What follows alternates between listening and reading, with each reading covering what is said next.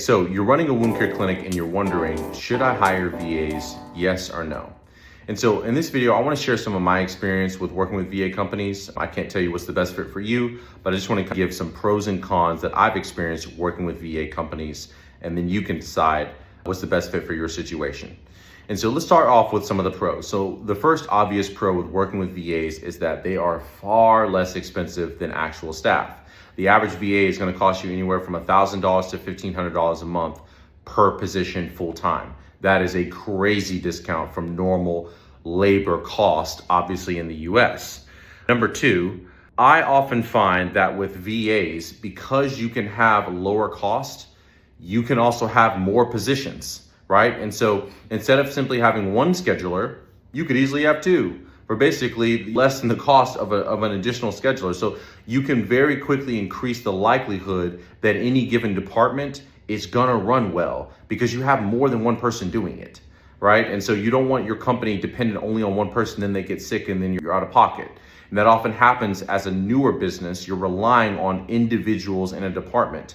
And so if they get sick or quit, all of a sudden it's like a three-legged stool and one of the legs breaks. And so number two advantage of VAs is that you can simply have more staff in your office. The third advantage to VAs is that they can work hours where you are not awake, right? And so I know that sounds funny, but just think of it this way. VAs can work on a project overnight. They don't just during working hours. They can get things done after hours that regular staff cannot or would not be willing to because they have families and need to go to bed.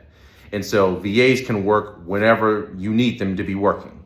And so the benefits of having a VA company is that you can get a lot done in theory. Now let's talk about some of the cons that I've experienced. So number one, it took me 6+ months of working with VAs to understand this, but what you save in cost in a VA, you pay for in mistakes and time. And here's what I mean by that. VAs oftentimes know less than nothing about what it is you actually do. And I'm talking even if they say, yes, we've worked as a medical assistant in another company, as some say we've worked as in the billing department, we've done all these other things in other clinics. I don't know what in the world those clinics were doing, but they were not doing it well. Because in my experience, by and large, the vast majority of VAs needed their hand held for absolutely every single task all the time.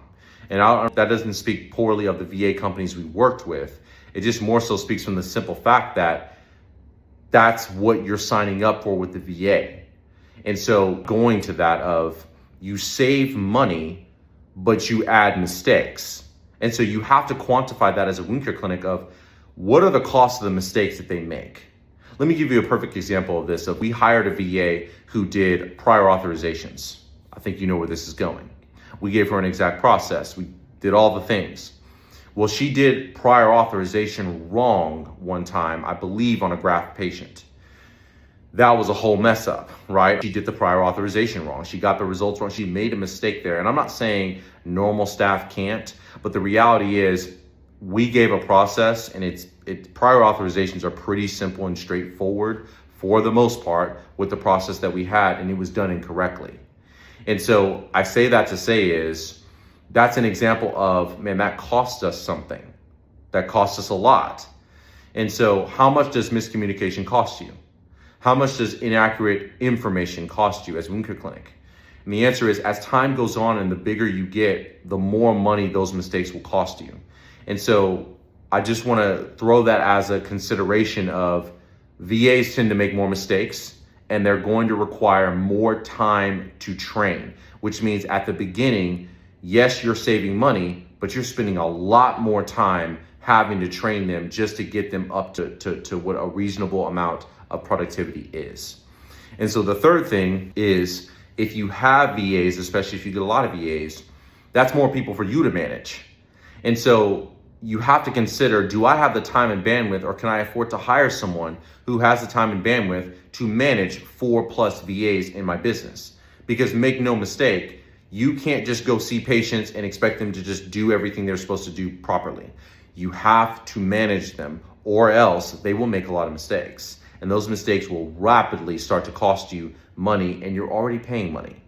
And so in conclusion, there's pros and cons to VAs. Just understanding that to make a VA system or staff model work, you have to have management.